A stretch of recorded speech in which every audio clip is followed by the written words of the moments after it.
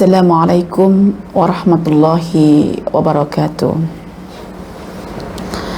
Innal hamdalillah nahmaduhu wa nasta'inuhu wa nastaghfiruh wa na'udzu billahi min shururi anfusina wa min sayyiati a'malina may yahdihillahu fala mudilla lahu wa may yudlil fala hadiya lahu.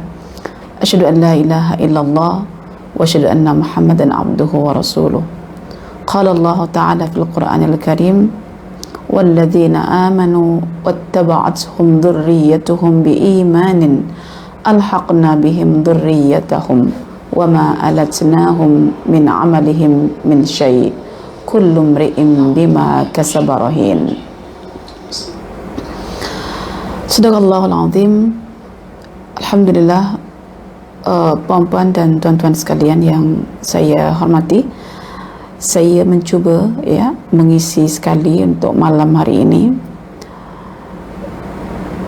mengenai satu perbincangan yang cukup mengusik diri saya sendiri, dan saya sudah meluahkan usikan ini kepada anak saya, sama ada yang sulung ataupun yang bungsu. Jadi saya terhasrat untuk menyampaikan perkara ini kepada puan-puan, tuan-tuan, dan juga kepada pasangan saya sendiri yang sentiasa mengikuti jalannya live yang diadakan oleh pihak Rami ini.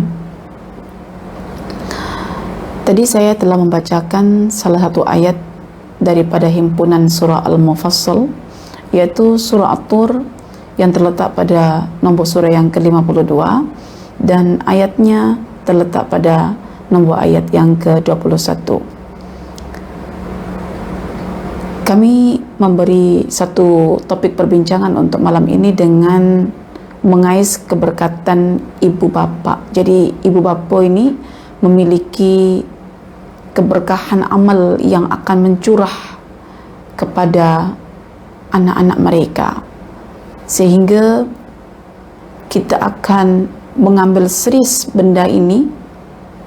Mengapa kita perlu untuk menjadi qudwah hasanah, teladan yang sejati untuk anak-anak kita, dan dalam masa yang sama kita sebagai seorang anak juga yang memiliki ibu ayah, mengapa kita tidak mengambil berat posisi ibu ayah kita dengan memberikan keberkatan juga untuk mereka. Jadi anak memiliki keberkatan untuk ibu bapaknya, demikian juga ibu bapaknya memiliki keberkahan untuk anak. Namun apa yang akan kita bincangkan pada surah ini adalah keberkahan ibu bapa kepada anak. Jadi bagaimana cara kita sekarang sebagai anak boleh mengais keberkahan daripada mak ayah kita, dan bagaimana anak-anak kita boleh mengais keberkahan daripada kita. So kita diapit oleh dua makhluk yang bernama mak ayah, di mana kita boleh mengais keberkahan daripada mak ayah kita, dan di samping kita ada juga anak-anak. Bagaimana anak-anak kita ini boleh mengais keberkahan daripada kita, begitu. Dalam masa yang sama kita boleh mengais keberkahan daripada ibu bapa kita, pun kita boleh juga mengambil keberkahan daripada anak-anak kita. Tapi syaratnya kita kena faham perbincangan para ahli tafsir dalam surah At-Tur ayat yang ke-21. Sering surah ini digelari sebagai masuk syurga satu keluarga, masuk surga satu keluarga. Tapi bagaimana tipsnya untuk beli sekeluarga itu duduk sama-sama dalam surga level yang tinggi? Baik, puan-puan dan tuan-tuan sekalian, saya sempat merujuk antaranya tafsir Muntaka Tafsir Ibn Qayyim, kemudian tafsir At-Tahrir wa Tanwir punya Al-Imam Ibn Ashur, tafsir Al-Quran Al-Azim punyanya Ibn Kathir, dan tafsir At-Tadabbur yang ditulis oleh Muhammad Ratib An-Nabulsi. Kemudian saya sertakan sirah-sirah daripada sahabat juga tabi'in untuk mengukuhkan jalannya kefahaman terhadap ayat tersebut. ayat yang ke-21. Baik, saya bacakan dahulu. A'udzubillahi minasyaitonirrajim. Bismillahirrahmanirrahim. Walladzina amanu wattaba'atuhum dzurriyyatuhum biimanin alhaqna bihim dzurriyyatahum wama alatnahum min amalihim min syai'. Kullu mri'in bima kasaba rahin. Kullu mri'in bima kasaba rahin. Sila dibuka Al-Qur'annya kalau ada yang memiliki Al-Qur'an. Ya, surah At-Tur, surah yang ke-52 ayat yang ke-21. Ya. Hidup kita ini sebetulnya dalam keadaan resah dan gelisah setiap hari. Apabila kita memikirkan nasib anak-anak kita, kerana masa depan kita adalah anak-anak kita sendiri. Ya. Jadi bagaimana agar kegelisahan kita itu terobati secara perlahan-lahan melalui sentuhan-sentuhan nasihat Al-Quran yang sentiasa match ya dengan dalaman kita, dengan perasaan kita, dengan kejiwaan kita. Hal ini yang menggugah hati saya yang tadinya ingin merenung, recovery diri, tak tahan untuk menyampaikan perkara ini. Ya, sehingga saya meminta izin pada suami saya untuk mengisi pada malam hari ini sebagai satu bentuk luahan perasaan, di mana setiap saya membaca, saya akan mencoba untuk melibatkan rakan-rakan sekalian. Jika saya sangat berhajat pada ayat ini, kenapa rakan-rakanku sekalian tidak berhajat begitu? Jadi saya setiap membaca itu memasukkan bagaimana keadaan sahabat-sahabat saya di luar sana. Baik, perhatikan ayat itu. Walladzina amanu wattaba'atuhum dzurriyyatuhum biimanin. Dan orang-orang beriman, dan orang-orang yang beriman, wattaba'atuhum dzurriyyatuhum, di mana zuriat mereka mengikuti mereka biimanin, dalam hal keimanan mereka. Ya, dan orang-orang beriman, zuriat mereka mengikuti mereka dalam hal keimanan mereka. Maka alhaqna bihim dzurriyyatahum, Allah akan menyatukan zuriat ini ya kepada ibu bapaknya yang beriman kelak di syurga, sehingga ibu bapa mendapatkan satu kebahagiaan yang paling tinggi yang disebut dengan qurrata a'yun, kebahagiaan di atas kegembiraan. Wama alatnahum min amalihim min syai'.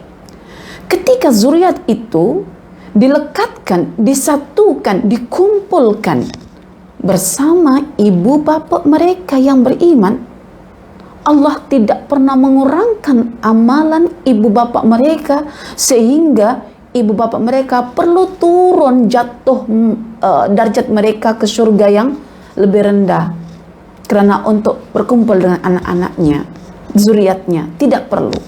Wa ma alatnahum min amalihim min syai'. Kullu mri'in bima kasaba rahin.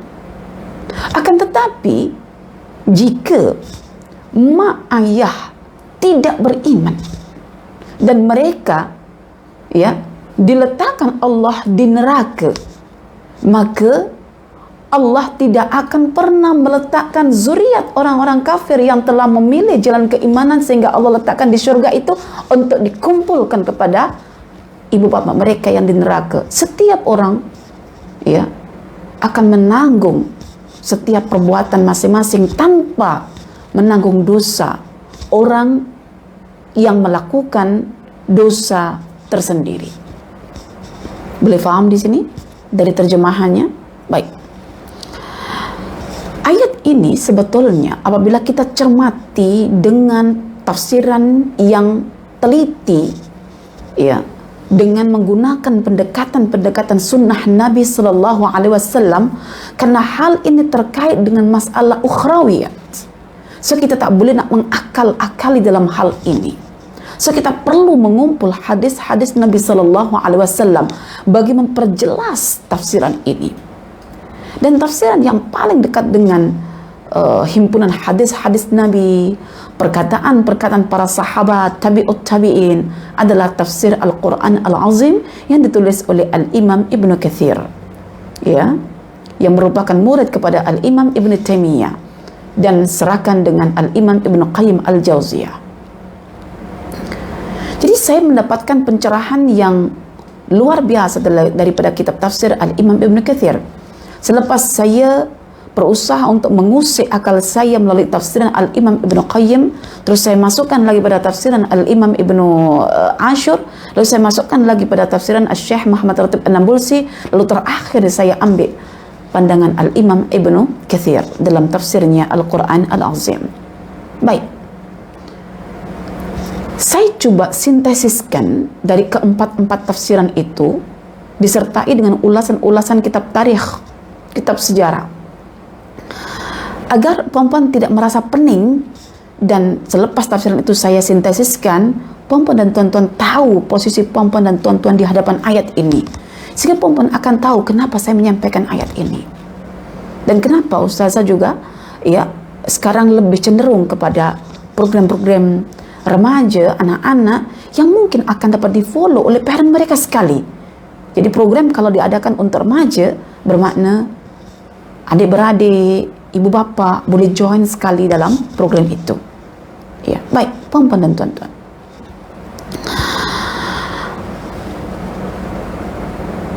Allah Subhanahu wa ta'ala dalam memposisikan hamba-hambanya itu ada dua. Maksudnya tindakan Allah kepada hamba-hambanya itu ada dua. Satu, bertindak dengan memberikan kemurahan, dan yang kedua bertindak dengan memberikan keadilan. Ingat, tidak semua hamba-hamba Allah diperlakukan sama rata. Tetapi ya, kadangkala Allah memberikan keutamaan pada orang yang layak untuk diutamakan. Wa kulladzi fadlin fadlah. Dan ada kalanya Allah bertindak dengan keadilannya, sehingga kita diminta untuk berdoa, ya Allah, pergaulilah aku dengan kemuliaan-Mu ya Allah, dan jangan Engkau pergauli aku dengan keadilan-Mu. Kita nak kemurahan Allah. Ya. Kepada siapakah Allah bermurah hati? Kepada siapakah Allah itu berbaik hati?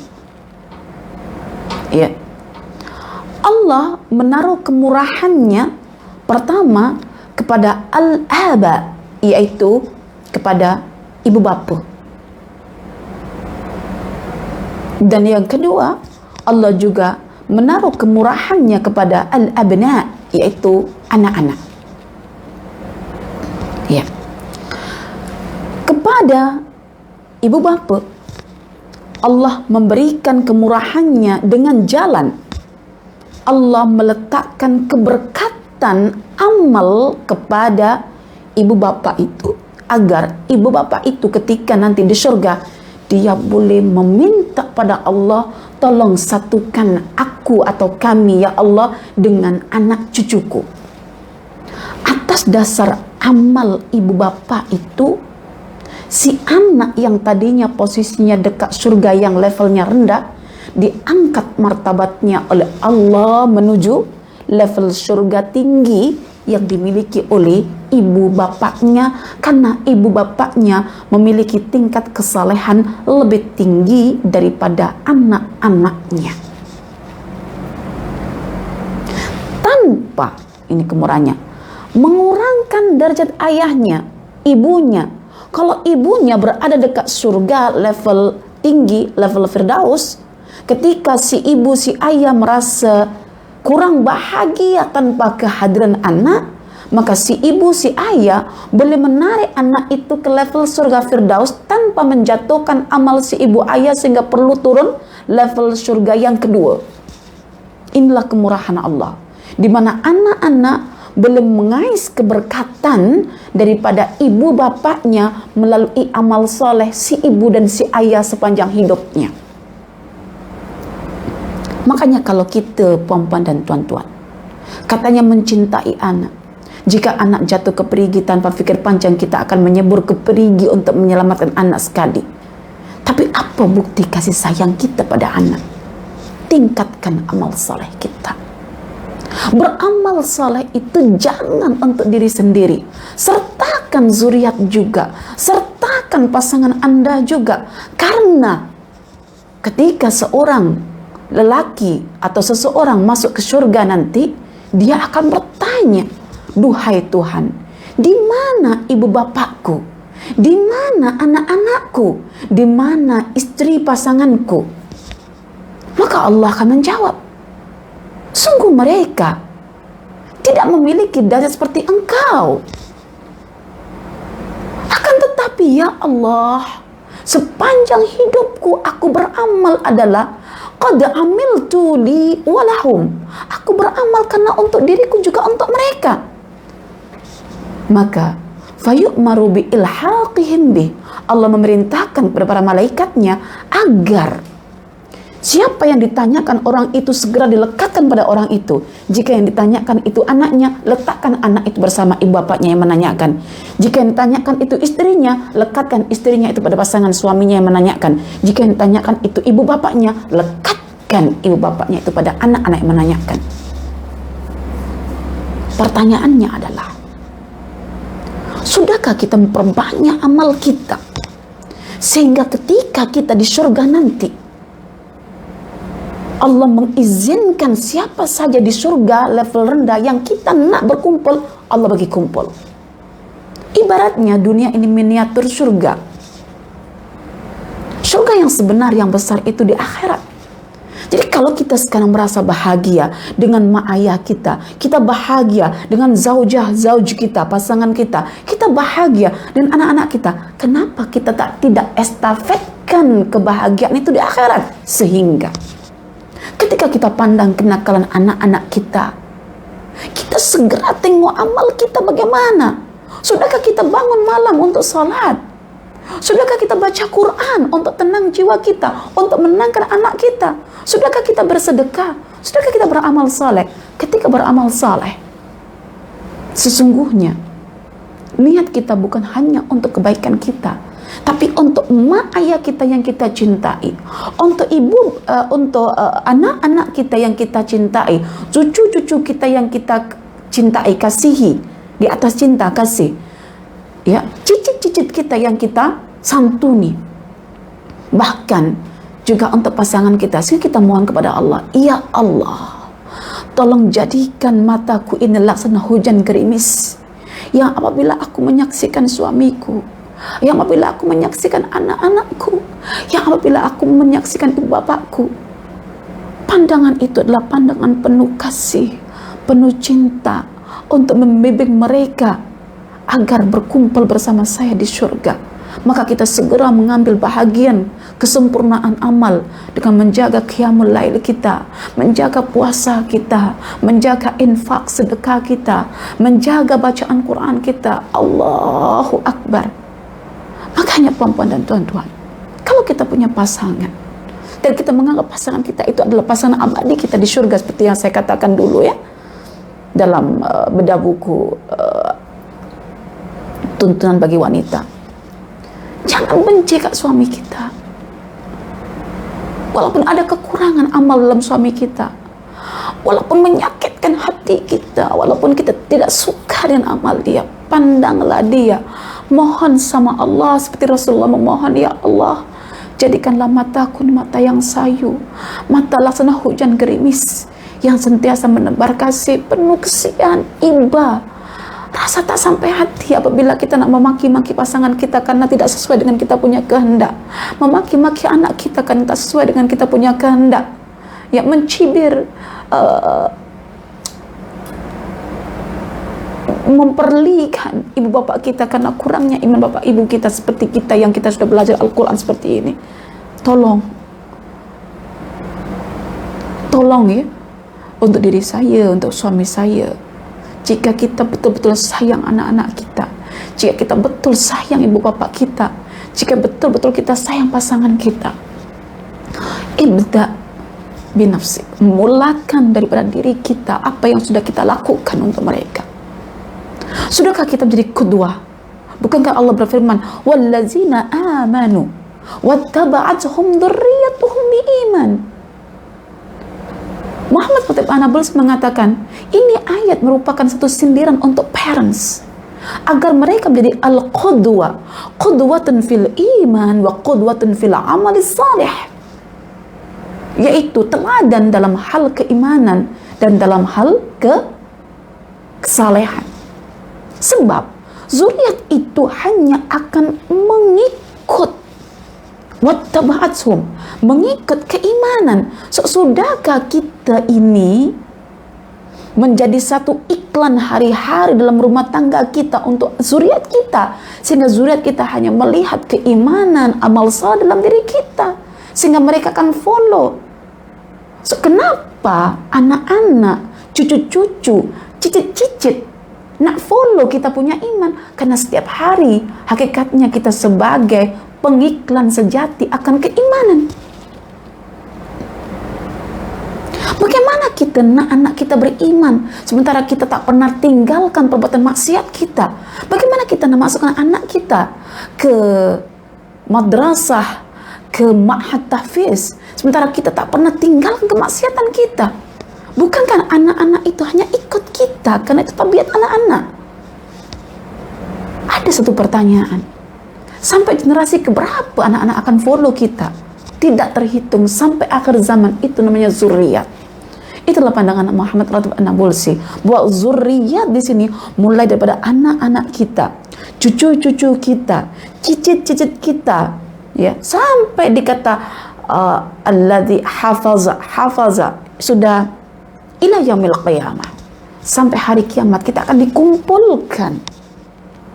Makanya syaitan itu paling tidak suka kalau ada keluarga harmoni. Bagaimana cara syaitan itu untuk mengusik keluarga itu? Diputuskan melalui sihir, diputuskan melalui kebencian. Tiba-tiba aku benci kat suami saya. Makanya berdoa setiap pagi petang dengan 3 kul itu, supaya pasangan, ya, suami istri di rumah itu kekal abadi sampai di akhirat nanti, menjaga anak cucu cicit, ya, dengan penuh kasih sampai berkumpul nanti di akhirat. Masya Allah, Allahu Akbar. Inilah panduan yang sangat applicable, kontekstual, yang sering diabaikan oleh parents, sehingga anak dalam tekanan target parents untuk hafal Quran, untuk soleh, tapi si parents tidak pernah menunjukkan al-qudwah, satu teladan al-mithali dalam halaqah az-zawjiyah, dalam hubungan kekeluargaan. Baik, karena itu puan-puan dan tuan-tuan, saya suka dengan apa yang dilakukan oleh seorang tabi'in besar, dan ini jawaban untuk saya dan semoga jawaban untuk puan-puan di era pandemik. Saya apabila membaca, ya, sirahnya tabi'in, at-tabi'in, dan ini kibarut tabi'in yang bernama, ya, Sa'id bin Al-Musayyab. Sa'id bin Al-Musayyab merupakan anak kepada Al-Musayyab. Ada yang mengatakan Musayyib, ada Musayyab. Al-Musayyab itu merupakan kibar sahabat besar zaman Nabi Sallallahu Alaihi Wasallam. Dan Sa'id bin Al-Musayyab ini sempat hidup pada zaman sahabat kecil, sehingga dia digelar sebagai kibarut tabi'in, yaitu generasi selepas sahabat, tapi pembesarnya. Ketika Sa'id bin Al-Musayyab melihat anaknya, apa yang dilakukan? Ketika Anda melihat anak-anak Anda di era pandemik, apa yang Anda lakukan? Belajar, jangan tidur, jangan malas, jangan khianat. Jadi anak soleh. Tengok nanti kalau buat pasal, mama akan hukum, mama akan gantung. Tak payah lagi ada kelas online, tak payah lagi ada kelas homework. Masya Allah. Itu kan yang kita lakukan. Ya, ini semua kita lakukan akibat jauhnya kita daripada sirah kibar sahabat, sirat tabi'in, kibar tabi'in. Ya, Sa'id bin al-Musayyab tidak macam kita, tidak macam saya. Ketika beliau melihat anaknya, dia berkata, la azidanna fi salati min ajlik raja'an an uhfadha alaik. Ya, Masya Allah, Allahu Akbar. Perempuan tahu maksudnya tak, tuan-tuan? Wahai ayah, inilah seorang ayah, profil sejati seorang ayah. Hasil didikan ayahnya, seorang kibarus sahabat, yang merupakan buah daripada didikan Rasulullah sallallahu alaihi wasallam. Sa'id al-Musayyab ketika dia tengok anaknya, dia berkata, aku akan perbanyakkan solat malamku, aku akan perbanyakkan solat nafilaku, min ajli, kerana untuk engkau wahai anakku, untuk engkau, rajaan an uhfadha fika, dengan satu harapan agar engkau kelak hidupmu terjaga dari penjara akhirat, yaitu neraka, terjaga daripada kebinasaan yang abadi, yaitu kekafiran, sehingga engkau wahai anakku boleh memberikan keberkatan doa kepada ayah. Allahu Akbar. Sehingga engkau wahai anak boleh memberikan keberkatan pada seorang ayah. Jadi anak itu boleh mengais keberkatan daripada amal saleh sang ayah. Jika ayahnya banyak sholat, kedudukannya nanti di surga level tinggi, si ayah tinggal meminta kepada Allah, wahai Allah, di mana anakku, di mana cucuku, di mana cicitku, di mana anak keturunanku sampai akhir zaman itu. Makanya Rasulullah sallallahu alaihi wasallam bersabda, innallaha la yarfa'u dzurriyyatal mu'min fi darajatihi wa in kanu dunahu fil amal, ya, li taqarra ainuhum bihi, li taqarra ainuhu bihim, ya. Jadi Rasulullah sallallahu alaihi wasallam bersabda bahwa Allah akan mengangkat, ya, mengangkat darjat zuriyah seorang mukmin, ya, supaya dia berada pada derajat si mukmin itu, yaitu sang ayah, sang ibu. Wa in kanu dunahu fil amal, walaupun ya zuriyat itu level amalnya sangat rendah, tak mencapai level amal sang ayah, sang ibu. Tetapi karena Allah ingin membuat ayah ibu itu gembira, litaqarra bihim ainuhu, maka dilekatkanlah anak-anak, cucu, cicit semua itu kepada surga level ayah ibu. Pertanyaannya hari ini mengusik kita adalah, setinggi apa amal saleh kita? Setinggi apa iman kita? Karena amal saleh itu bersandar pada iman kita. Karena amal saleh itu merupakan buah atau tuntutan iman kita. So, sekerap mana interaksi kita pada Al-Quran untuk membina iman kita, sekerap mana interaksi kita pada fenomena alam untuk membina keyakinan kita sehingga kita percaya akhirat. Itu pertanyaannya. Jangan sampai anak kita hantar ke madrasah Al-Quran, tiba-tiba kita sendiri leke, lebih suka gosip, lebih suka lepak, lebih suka sembang, lebih suka shopping, lebih suka macam-macam. Tidak. Kalau Anda sayang anak-anak Anda, cucu Anda, cicit Anda, mulai sekarang mari kita sama-sama mengikut apa yang dilakukan oleh Sa'id al-Musayyab, Sa'id bin al-Musayyab. Dan juga hadis Nabi sallallahu alaihi wasallam di mana akan masuk surga seseorang, lalu dia bertanya, duhai Tuhan, di mana ibu bapakku? Di mana pasanganku? Di mana anak-anakku? Lalu Allah berkata, mereka tak mencapai pun amal kamu. Tapi kan Allah, sungguh aku telah beramal untuk diriku dan untuk mereka. Hai malaikat, sila ambil mereka dan lekatkan pada orang yang meminta ini. Kumpul satu keluarga. Allahu Akbar. Kumpul satu keluarga. Subhanallah.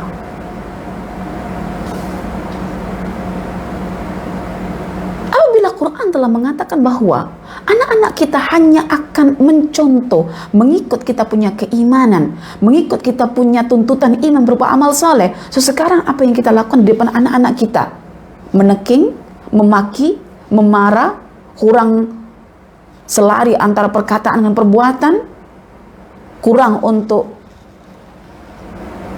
menunjukkan kesolehan di depan anak-anak. Allahu Akbar. Jika kita telah bertindak sebagaimana tindakan seorang lelaki yang disabdakan Nabi tadi itu, beramal untuk dirinya, juga beramal karena untuk anak-anak cucunya, juga seperti yang dicontohkan Sa'id bin Al-Musayyab, memperbanyakkan sholat dan berdoa dalam sholat karena untuk anaknya agar terjaga. Subhanallah, bila anak nampak kesalehan kita atas tuntutan iman kita, anak akan follow. Ini yang Allah katakan, sifat atau fitrah anak itu just follow, bukan ditekan mengikut target kita. Itu tidak akan berjaya. Yang berjaya ibda binafsik, mulakan dari diri kita. Siapa kita di hadapan ayat ini sekarang? Karena itu Al-Imam Ibnu Ashir mengatakan, ayat ini sangat tepat jika disandingkan dengan ayat yang ke-6 surah yang ke-66. Ya. Yaitu mendidik anak-anak agar anak-anak itu beriman, dan tidak ada cara pendidikan untuk mengajak anak-anak kita iman melainkan dengan sentiasa memberikan petunjuk-petunjuk, nasihat-nasihat, guidance untuk anak-anak itu. Apa manfaatnya? Manfaatnya kita nanti yang akan ambil keberkatan pada anak melalui doa anak. Tadi anak kalau tengok kita soleh, dia ambil keberkatan daripada amal soleh kita, sehingga Allah menjadikan anak-anak kita masuk dalam diri kita di surga level tinggi. Tetapi kadang-kadang kita juga boleh jadi kurang kesolehan dengan anak. Anak yang kita didik lebih best imannya, lebih tinggi amal solehnya. Ya, walaupun anak itu cuma mencontoh teladan kita dalam hal iman yang serba sederhana, amal soleh yang serba sederhana, karena kita mungkin masa itu terhad dengan keilmuan yang serba-serba sederhana, kan?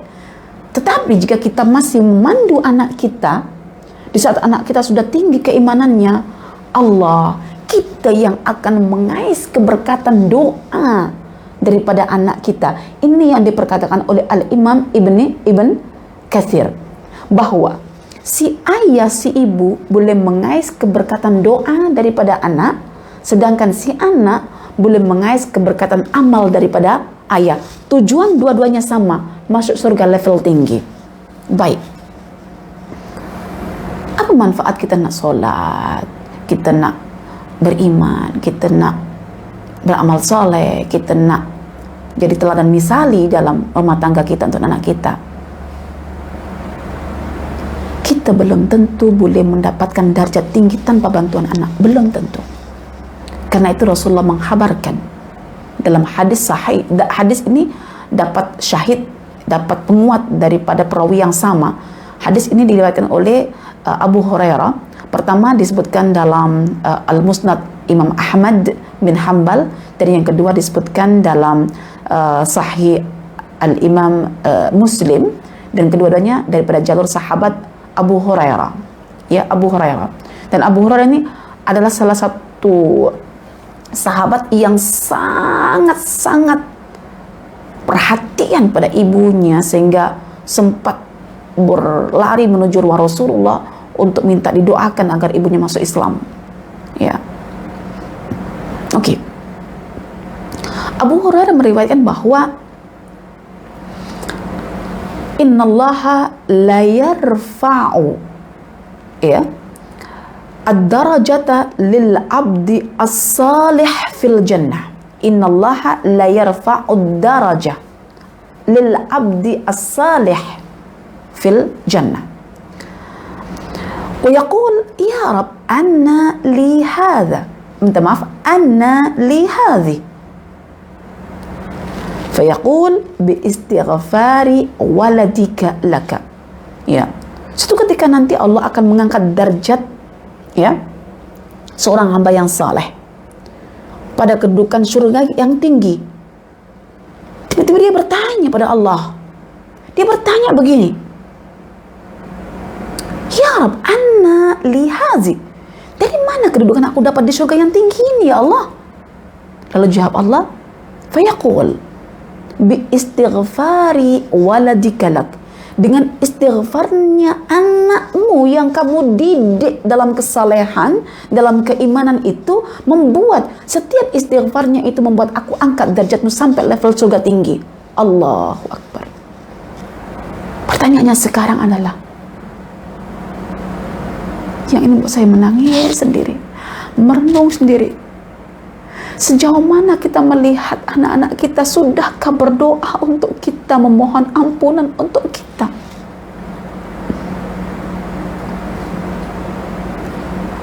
Saya kadang-kadang bertanya, tapi saya malu sekarang. Saya bertanya dan memaksa. Adik, abang, kenapa lepas sholat berdoa untuk Umi Abi? Tak sayang ke? Saya malu dengan perkataan saya itu. Saya malu sangat. Karena perkataan seperti itu tidak pernah terucap dalam lisan orang-orang salafus saleh, orang-orang arif. Mereka tidak pernah meminta kepada anaknya, nak doakan aku. Tapi yang ada, apa yang aku buat untuk kalian? Aku akan sholat, aku akan banyak beribadah untuk kalian. Itu orang dulu. Yang kita ibadah tak banyak untuk anak kita, untuk cucu kita, untuk cicit kita. Tapi kan, kita minta, tak doa ke untuk Umi? Tak doa ke untuk Abi? Allah, saya malu, betul-betul saya malu. Saya malu. Karena itu saya tak heran sangat jika anak-anak saya masih sukar untuk melafazkan satu doa. Ya, karena saya belum jadi kedua misalnya, sebagai kedua fil iman wa fil amal salih. Belum seperti kibarut tabi'in, la azidanna fi salati min ajlik raja'an an uhfaza fik. Mungkin belum seperti itu, tapi sudah tahap permulaan. Sentiasa saya mengingatkan pasangan saya mengingat saya, jom kita jaga sholat, kita tambahkan nawafil, kita qiyamul lail, kita coba berbuat apa yang terbaik, niatkan untuk diri kita dan juga untuk anak-anak cucu kita. Karena kebahagiaan kita di surga itu sama sebiji dengan kebahagiaan kita di dunia. Bahwa yang paling dekat bukanlah anak dekat dengan ibu bapak, tapi ibu bapak lah yang paling dekat dengan anak-anaknya yang susah dipisahkan. Anak mungkin belum berpisah dan menjauh daripada ibu bapaknya, tapi seumur hidup sang ibu, sang ayah tidak akan pernah jauh pikirannya daripada anak-anaknya. Nak bukti? Dibuka surah Al-Qasas ayat yang ke-10. Wa asbaha fuadu ummi Musa farighan. Fuad ibunda Musa jadi kosong, hanya ingat dan ingat Musa macam mana nasibnya. Jadi yang paling sayang pada anak-anak itu adalah ibu bapa. Maka jangan heran jika di surga nanti ibu bapa yang akan meminta kepada Tuhannya agar dilekatkan bersama anak-anaknya. Allahu Akbar. So, sekarang ini di dunia ini yang paling sayang dengan anak-anak ini siapa? Ya kita, parents, ibu bapak. Ini yang saya katakan. Coba tengok, sudahkah anak-anak mendoakan kita?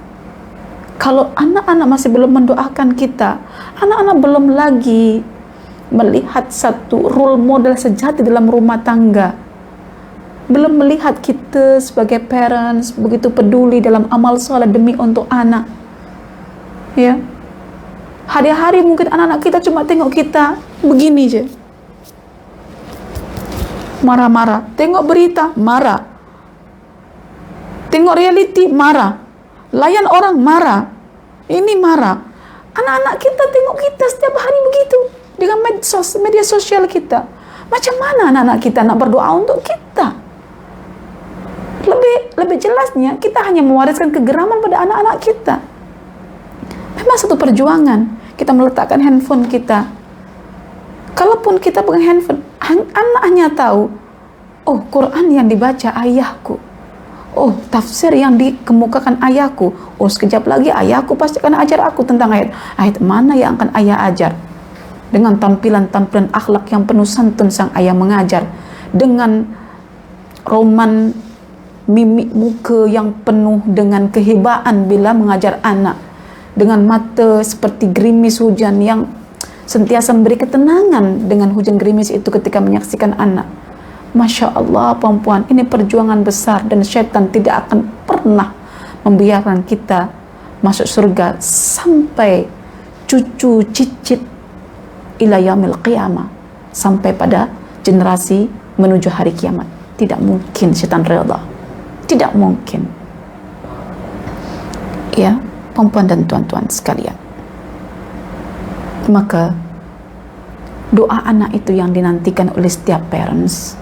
Tapi doa tidak begitu mengalir dengan mudah tanpa ada bimbingan berupa ketulusan hati seorang ayah dalam mendidik, dalam merawat, dalam menjaga, dalam mengasuh anak-anak itu dalam tumbuh kembangnya keimanan.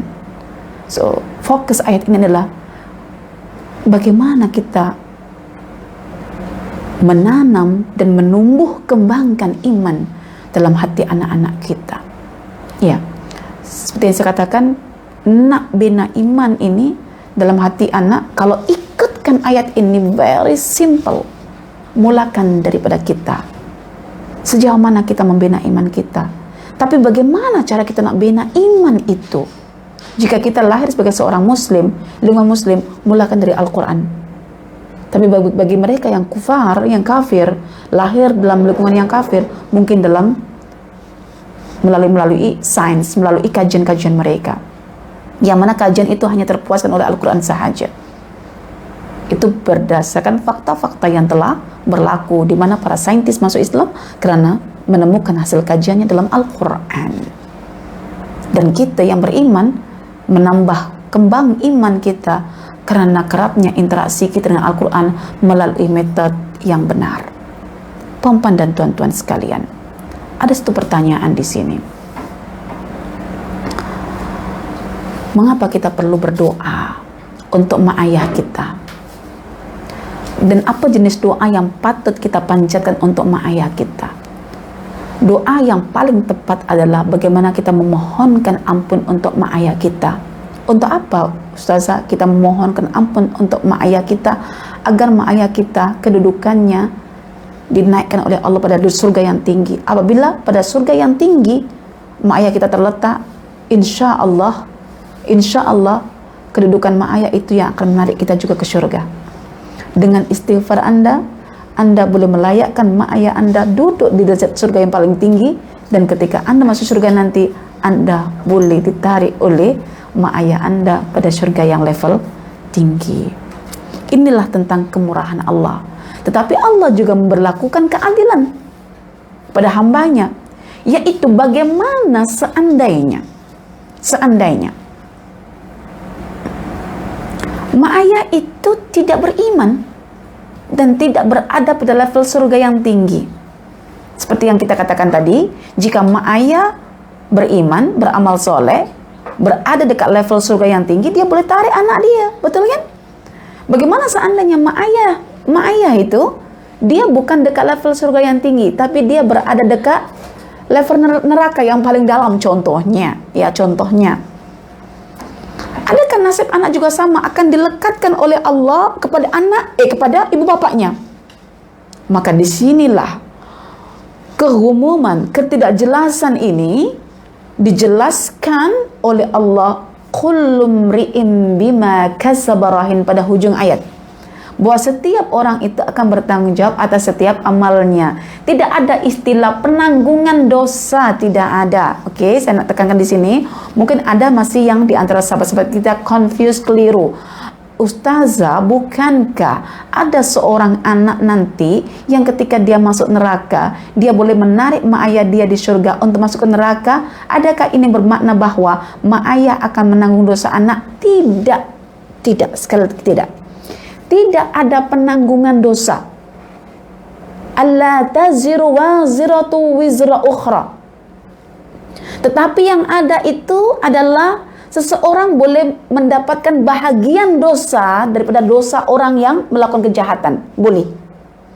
Liyahmil auzarahum, ya, kamilatan. Mereka boleh membawa dosa secara sempurna yaumul qiyamah, pada hari kiamat. Jadi begini perempuan dan tuan-tuan. Coba, saya maunya menulis tapi tak jadi menulis, tak apa. Oke. Di sini posisi ayah masuk surga. Paham? Di sini posisi ayah masuk neraka. Di sini posisi anak dekat surga level bawah. Jika ayah ibunya saleh, berada pada level surga Firdaus, si ayah si ibu boleh menarik anaknya menuju level surga yang tinggi. Faham? Tetapi jika si ayah si ibu itu masuk kepada level neraka yang paling dalam, contoh atau di neraka, adakah berlaku hukum yang sama bahwa si ayah ibu boleh menarik anaknya untuk ke neraka? Tidak berlaku. Asalkan tidak berlaku. Ya, tidak berlaku. Ya. Asalkan si anak ini sudah menunaikan tanggung jawabnya. Asalkan si ibu bapak ini sudah mendapatkan hak-haknya sebagai seorang bapak. Tahu tak apa hak ibu bapak? Hak ibu bapak merupakan tanggung jawab anak-anak. Dan tanggung jawab anak-anak itu merupakan hak ibu bapak. Faham ya? Tanggung jawab anak itu yang pertama adalah birrul walidain, yaitu berbakti pada ibu bapak. Dan bakti yang paling tinggi itu adalah membimbing mereka menuju as-siratal mustaqim ila dinil Islam, yaitu membimbing mereka untuk masuk Islam. Jika si anak yang masuk surga ini sudah membimbing si ayah si ibu untuk beriman, namun si ayah si ibu memilih untuk kafir, maka si ayah si ibu tidak boleh menarik anak untuk duduk dalam neraka bersama mereka. Oke, tak boleh. Demikian juga kalau kita balikkan. Jika yang di surga itu adalah ibu bapak, yang di neraka itu adalah anak-anak, adakah anak-anak boleh menarik ibu bapaknya ke surga? Seperti mana tadi hadis, anak-anak boleh tarik ibu bapaknya ke surga. Ya, datang seorang lelaki bertanya, di mana anak-anakku? Anak-anakmu tak selevel kamu. Tapi kan aku sudah beramal untuk diriku dan untuk anakku. Oke, malaikat lekatkan anak itu pada ibu bapaknya. Kan berlaku. Tapi bagaimana seandainya ibu bapaknya dekat neraka? Minta maaf. Ya, anaknya dekat neraka, ibu bapaknya dekat surga. Boleh tak anak ini menyeret ibu bapaknya ke neraka? Boleh. Ya, boleh. Dengan syarat bahwa si ayah si ibu yang di surga ini tidak pernah memberikan hak kepada anak, yaitu melalui tanggung jawab mendidik, membimbing, mengarahkan untuk masuk Islam, untuk beriman, untuk beramal soleh. Boleh. Tetapi proses penarikan ini bukan bermakna ibu bapak menanggung dosa anak. Bukan. Tetapi ibu bapak dihisab atas kecuaian mereka dalam mengabaikan tanggung jawabnya. Ingat perempuan dan tuan-tuan, ketika ada kelas yang saya sampaikan, bahwa si anak ketika masuk neraka diakibatkan si ibu bapak itu mengabaikan pendidikan untuk anak-anak, maka si anak boleh menyeret menyeret ibu bapak ke neraka. Itu bukan bermakna si ayah si ibu menanggung dosa anak, bukan. Tapi si ayah si ibu menanggung dosanya sendiri. Kenapa dia tak berdakwah untuk anaknya? Sehingga anak itulah yang akan menarik. Dan hal itu dikatakan oleh Muhammad Ratib An-Nabulsi ketika menafsirkan ayat yang ke-6 dalam surah yang ke-66, surah At-Tahrim. Qu anfusakum wa ahlikum nara. Akan ada sebuah fenomena nanti di mana seorang anak akan berkata, ana la adkhulan nar hatta tudkhila abi qabli. Aku tidak akan masuk ke neraka ya Allah sehingga engkau masukkan ayahku dahulu sebelum aku masuk. Adakah Allah tak tahu dosa si ayah si ibu sehingga Allah masukkan ke surga? Bukan tak tahu, tetapi dijadikan sebagai sebuah fenomena. Nih ada orang masuk surga, soleh-soleh sendiri, tak fikir anak istri. Akhirnya si anak menuntut dirinya. Menuntut apa? Menuntut tanggung jawab mak ayah, itu haknya anak itu. So pastikan di sini jangan keliru. Ustazah tak menyampaikan bahwa seorang anak boleh menanggung dosa mak ayah dia atau seorang mak ayah menanggung dosa anak. Tidak. Kullu mri'in bima kasaba rahin. Tiap-tiap orang akan tanggung dosanya sendiri-sendiri. Cuma ini sebagai tahu, seseorang boleh mendapatkan bahagian dosa orang lain, bukan menanggung, dapat bahagian. Bezakan mendapat bahagian dengan menanggung. Kalau menanggung itu dosa orang ditanggung semua, dia selamat lah kan, itu menanggung.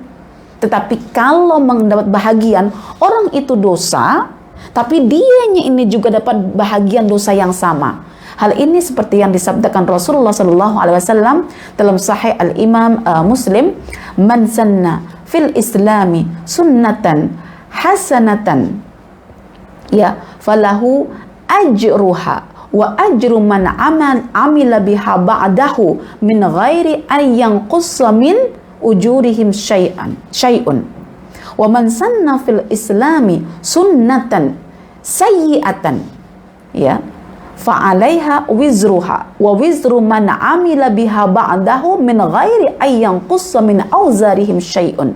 Barang siapa yang meniti sebuah contoh yang buruk, ya, barang siapa yang meniti sebuah jalan yang buruk dan jalan yang buruk itu ternyata diikuti oleh orang selepasnya, maka orang selepasnya ini yang mengikuti akan berdosa, dan orang yang mencontohkan ini juga akan mendapatkan bagian dosa tanpa mengurangkan dosa orang yang berdosa ini.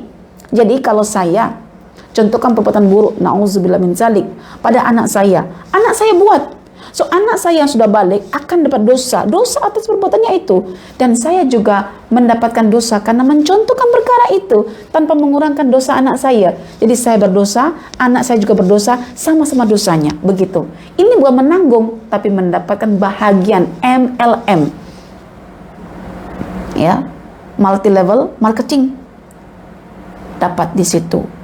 Ini bukan menanggung ya perempuan dan tuan-tuan, ini mendapatkan bahagian. Karena itu barang siapa yang memberikan petunjuk pada satu orang, maka ketika orang itu beramal atas petunjuk itu, bagi kita pahala atas petunjuk itu. Allahu Akbar. MLM, multi level marketing.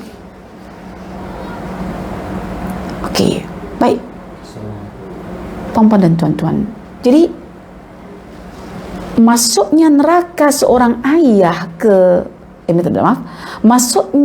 masuknya seorang ayah, dan seorang ayah khususnya ya, dan ibu misalnya, tapi lebih banyak pada ayah, masuknya ayah ke neraka selepas dia berkedudukan di surga, itu bukan karena menanggung dosa anak, tetapi untuk mempertanggungjawabkan kepemimpinannya. Kenapa dia tidak mendidik, iya, membimbing, ya, memberi contoh.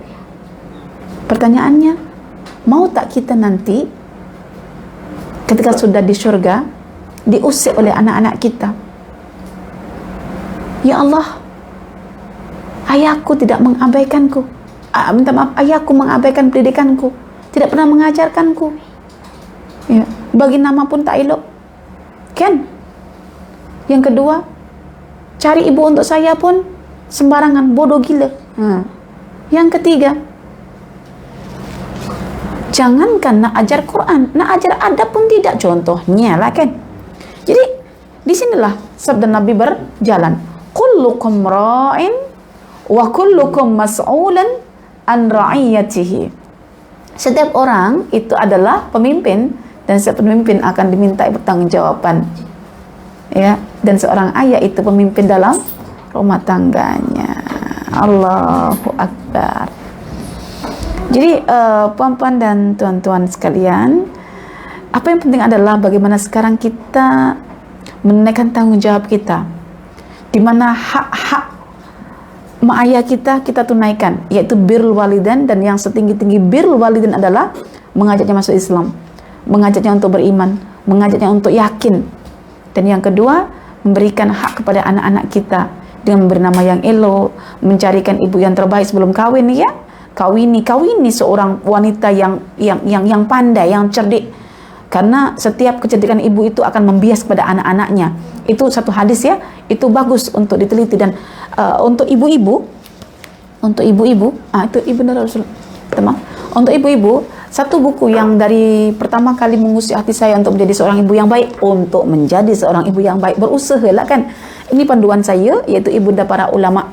Ibunda Para Ulama ini Masya Allah banyak menyingkap fakta-fakta seorang ibu, di mana walaupun pada hakikatnya tanggung jawab pendidikan itu di tangan ayah, akan tetapi karena kedekatan anak itu pada ibu, maka ibu mengambil peranan yang cukup besar dalam sejarah kejayaan para ulama seperti Al-Imam An-Nawawi ataupun Al-Imam Al-Bukhari ataupun Al-Imam Asy-Syafi'i. Mereka berada di tangan pendidik yang sejati, yaitu seorang ibu. Ibu ini walaupun tahu ayah itu pendidik yang sebenar, dia akan tetap menyampuk dalam pendidikan sebab sudah menjadi fitrahnya untuk dekat dengan anak-anak. Makanya kalau udah dekat dengan anak-anak itu jangan disalahgunakan kedekatan itu. Dalam buku ini saya mengambil banyak faedah tentang masalah pendidikan di tangan seorang ibu. So buku ini mungkin satu ketika nanti menjadi bahan pembedahan buku yang layak untuk dikedepankan, mengingat zaman pandemik ini yang kita tak tahu bila akan berakhir, ini membuatkan kita ingin menjadi citra seorang ibu yang sejati dalam bab pendidikan. Jadi puan-puan dan tuan-tuan sekalian yang saya muliakan, letak keadilan Allah tidak akan menghukum seseorang, ya, la yu'akhidullahu ahadan bidzanbi ahadin. Ini namanya kullu mri'in bima kasaba rahin. Kalau anak sudah dididik tetap memilih untuk jadi seorang ateis, jadi seorang kufar, bila masuk neraka dia tak boleh tuntut ayah ibunya. Si ayah, si ibu bila masuk neraka selepas si anak sudah birrul walidain, sudah diajarkan yang terbaik, tetap milih jadi seorang ateis, seorang kufar, dia tak boleh tarik anak. Karena tidak ada pembebanan dosa. Yang ada, bila kita buat baik ke orang itu buat baik semula, dapat bahagian pahala. Bila kita buat jahat ke orang itu buat lagi jahat pada orang lain, kita akan ambil bahagian kejahatan, dosa kejahatan itu.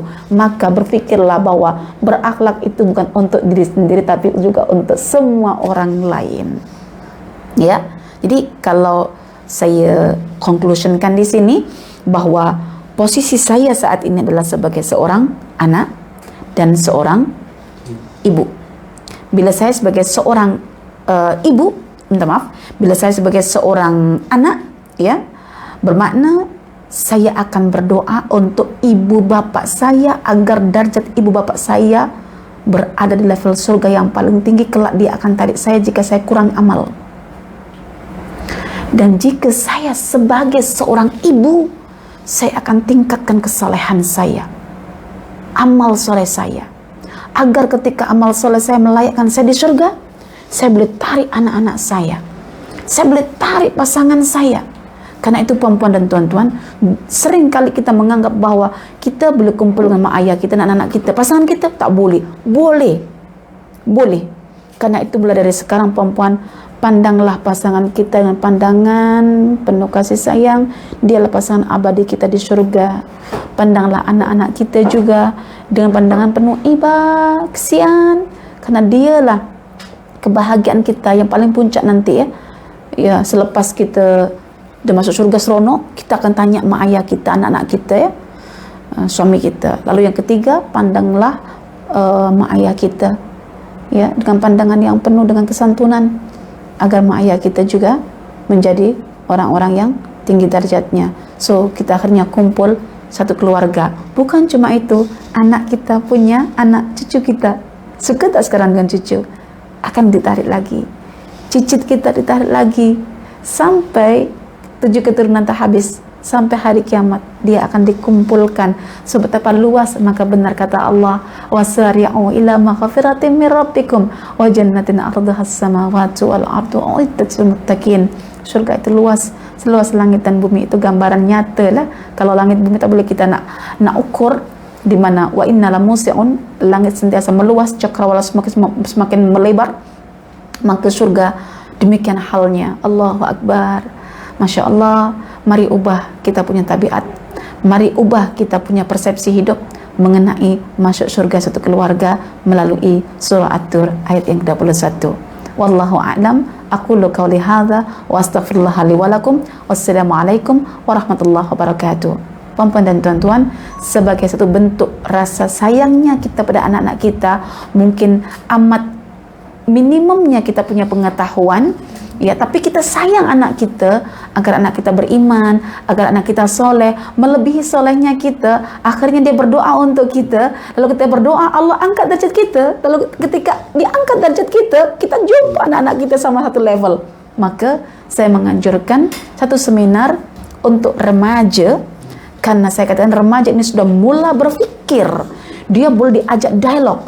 Tapi kalau di bawah remaja, umur 12 ke bawah, itu cuma dalam pangkuan saja kita bercerita dengan penuh kesantunan. Ya, saya bagi tahu puan-puan dan tuan-tuan, minta maaf ya, saya mengadakan program itu adalah untuk khas remaja, karena remaja ini sudah mula selesa diajak untuk berdialog, tukar fikiran, diajak berfikir sistematik pun sudah boleh, kronologi pun boleh, ya. Untuk dikenakan pun, sistem perli pun dah boleh, itu remaja. Jadi biarlah yang untuk anak-anak ini, mereka berada dalam pangkuan puan-puan dan tuan-tuan dalam pendidikan, dalam bentuk cerita-cerita yang penuh kelembutan, kan? Itu anak-anak. Bila sudah masuk tahap remaja, tahap memberontak, tahap ingin tahu sesuatu, nak mencari jati diri, maka sebetulnya amat tepat kalau perempuan tidak ada kemampuan untuk menjelaskan tentang masalah pendidikan, khususnya terkait dengan Al-Quran, sumber kita punya ilmu, maka boleh masukkan, joinkan anak-anak dalam program My Hukukul Quran for Teenager. Ya, jadi di situ saya akan buat pendekatan yang berbeza dengan parents, sebab saya nak lebih fokus di situ kepada bagaimana anak ini faham Quran, punya persepsi tentang Al-Quran, dan setiap interaksi itu saya akan tunjukkan ayat-ayatnya. So anak-anak itu kena ada bawa Quran, dan saya akan buat sistem perlahan, saya hanya mengupas tentang 9 hukukul Quran.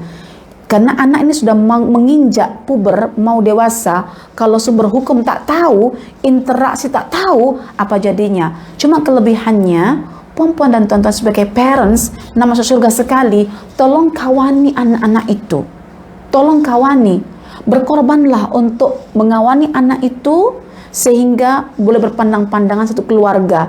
Ketika silap dalam berinteraksi nanti, so anak-anak ini, ya, biasanya kalau ibu bapaknya sibuk bekerja, ilmu pengetahuan kurang banyak, ya, pandai mencari nafkah tapi belum tentu pandai mengajar. Anak-anak ini kurang percaya pada ibu bapa, kan? Jadi dia perlu sokongan pihak pengajar lain. So, saya tampilkan diri saya lah sebagai seorang pengajar for teenager tadi itu, untuk remaja, ya. Karena saya sudah beranikan diri di sini karena saya sudah mulai masuk pada dunia remaja. Itu anak saya Ilkia itu dah 13 tahun lebih, 13 tahun setengah.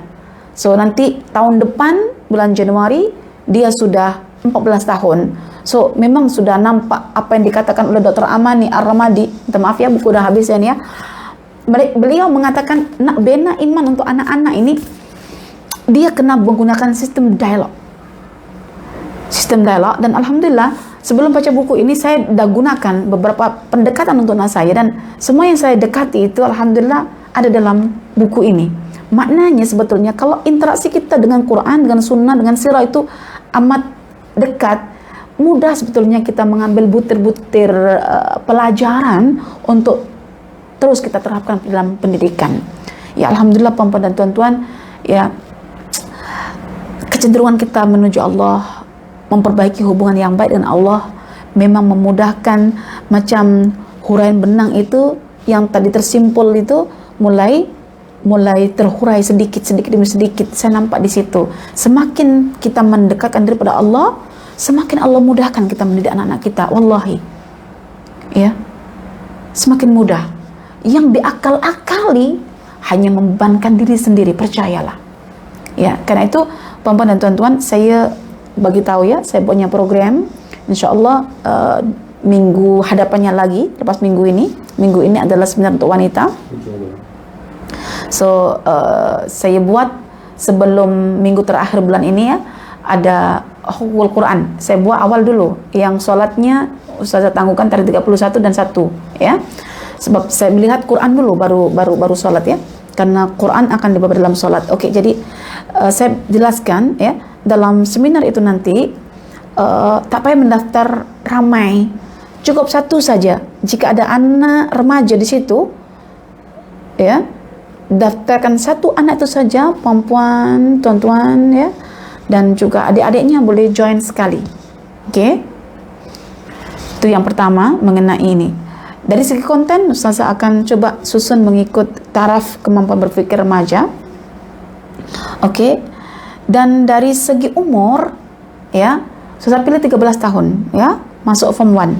Jadi minta maaf yang 12 tahun ke bawah itu, tolong di-handle sendiri. Bermakna perempuan dan tuan-tuan kena cari kelas hukul Quran untuk dewasa lah, untuk yang biasa saya ajarkan tuh, dan dipraktiskan tanpa sadar lah untuk anak-anak. Sebab kita tak boleh macam orang dewasa pada anak-anak ini ya, dia kena dalam keadaan kedekatan, kelembutan, berpelukan dan lain sebagainya, cerita dan lain sebagainya. Tapi kalau remaja ini sudah jaga jarak tapi berdialog dan dihargai sebagai orang yang memiliki pemikiran begitu.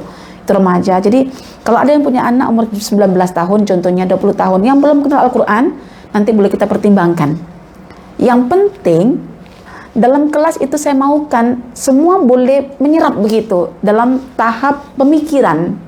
Misalnya ketika hak Quran yang pertama adalah at-tasdiq, bila saya bagi contoh-contoh dalam Quran, contoh-contoh fakta, mereka boleh tangkap begitu. Jadi saya tidak ada masalah dengan anak umur 19 tahun, 20, 21 tahun. Saya tidak ada masalah. Sebab mereka pun kedudukannya sama dengan remaja, cuma perbezaannya mereka lambat ambil Quran, begitulah kan? Tapi dari segi pemikiran mungkin mereka lebih tere, tapi konten Quran belum tentu mereka ada. Jadi saya secara pribadi mungkin nanti saya akan bagi tahu penganjur untuk boleh menerima remaja yang bukan dalam kisaran sekolah formal, yaitu form 1 sampai form berapa itu, form 5 ya, entahlah, saya kurang tahu ya pendidikan di sini nih. Cuma biasanya 18 itulah kalau kita di Indonesia standar pendidikan menengah. Masuk 19 itu sudah masuk university kalau di Indonesia ya. Tetapi kalau memang belum dapat Al-Quran, insya Allah kita akan pertimbangkan 19 ke 21 dalam umur berdigri begitu. Insya Allah kita akan terima pendaftaran di situ. Insya Allah. Jadi saya rasa bersalah, saya gelisah apabila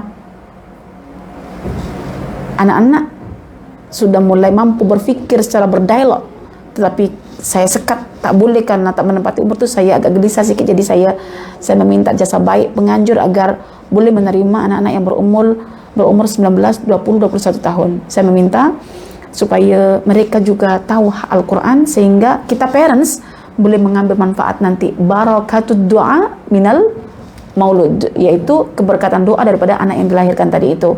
Dan anak juga boleh mengambil barakatul amal ya bil walidain, mengambil keberkatan amal daripada ibu bapaknya. Semoga Allah mengumpulkan kita semuanya dalam himpunan dan kumpulan orang-orang saleh yang kelak satu sama lain saling memberikan syafaat, sehingga saling tarik menarik, kumpul sama lagi, tapi dalam nuansa kebahagiaan yang kekal abadi. Wallahu a'lam. Wassalamualaikum warahmatullahi wabarakatuh.